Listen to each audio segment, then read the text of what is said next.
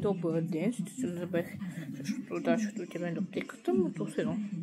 Така, елате да сте с мен цял ден. Само записа песен, който никога ще видите в друго видео, може да пея на видео пред вас. Вече успех, бъдете ми успех в коментарите и сега година си играем такива игри.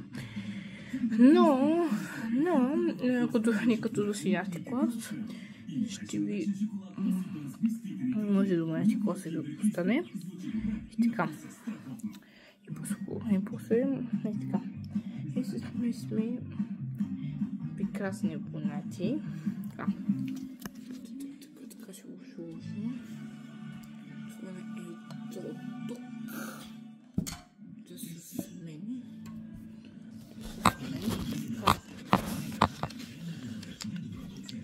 Така, помогте този.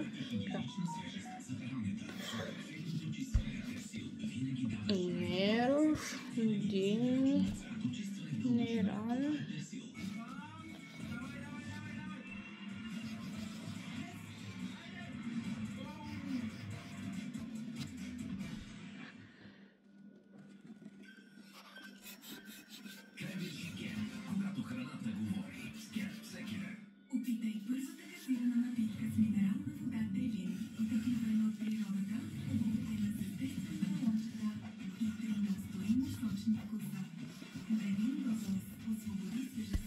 Това беше кой? Седми куплет.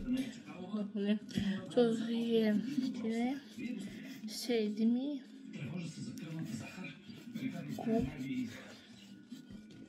куплет. Така. Ако куплети песен.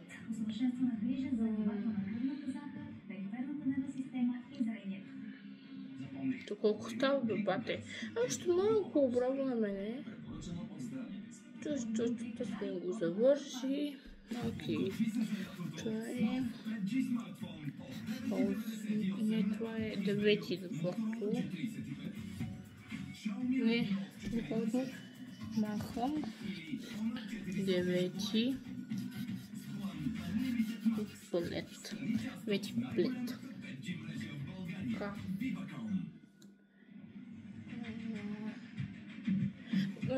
В тази обичка, като на книжаниче Калем, тази обичка си дължам бъде текста ми за песента. И после и това ще ми е турбичката. Вижте това е хубава пеката от мен. Значи.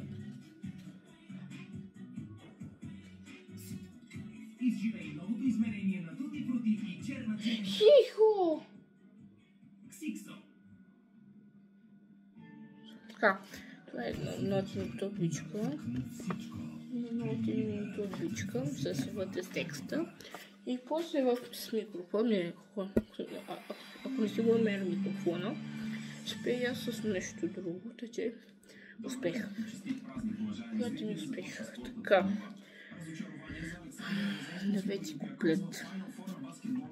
После беше нерв.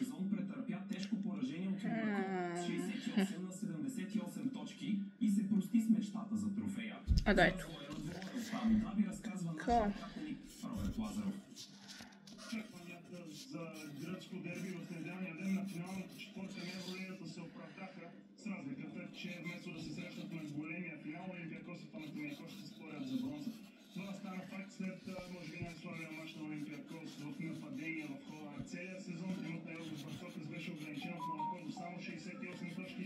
Александър Везенков пък за първи път през сезона реализира под 10. България пропусна всичките си 5 опита от тройката и въпреки, че неговия съотборник Иван Фурние изравни рекорда за най-доброто представяне в историята на финалната четвърта с 31 точки, Олимпиакос превъзмогна много доброто отборно представяне на македонските българи от Василий Спанурис. В другия полуфинал Фенербахче детронира шампиона Панатинаикос след много силно представяне на Девон Хол и Ерик Макалон. Така в мача за трофея Фенербахче ще се опита да спечели Евролигата за първи път след 2017 година. Монегаските пък за първи и може би ще станат първият отбор, който смени треньора по време на сезона и последствие печели Евролигата. Повече отзиви очаквайте в следващите часове за новините на нова Лоза. Футболен клуб Левски отбелязва 111 Така, години. ще такова спрем до 6, до 8, после му ви казвам чао, бъде скъмам 38 абонати до юни месец, 1038 абонати до юни месец и това, което хора, чаква да пишете, да се отблокирам канала ми, пишете защо коментар, ще ми помогнете, много ще ми помогнете. Какво да правя? Иначе това е иначе канала на Юлия. Така че успех на мен и на вас. Тъй като мен аз съм не като млади като Ивона, като започнах да снимам от 11 години, съм учила да пиша. И самата съм вече съм на 20 години. И ще почвам започвам да почваме, докато завърша 13 клас и после ще ви кажа колко съм и така. Така че успех на мен и на вас. И това е само, ако се шугуваме и после ви казвам чао.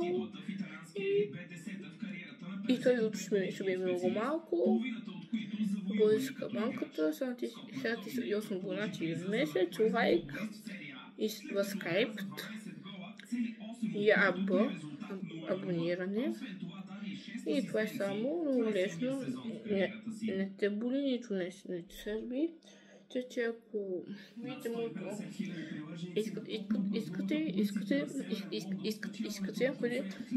да ви покажа като видео, искате ли? Ако искате, коментар, харесване и пишете отдолу хаштаг искам. Така че успех. Чао и до скоро. Чао, бай.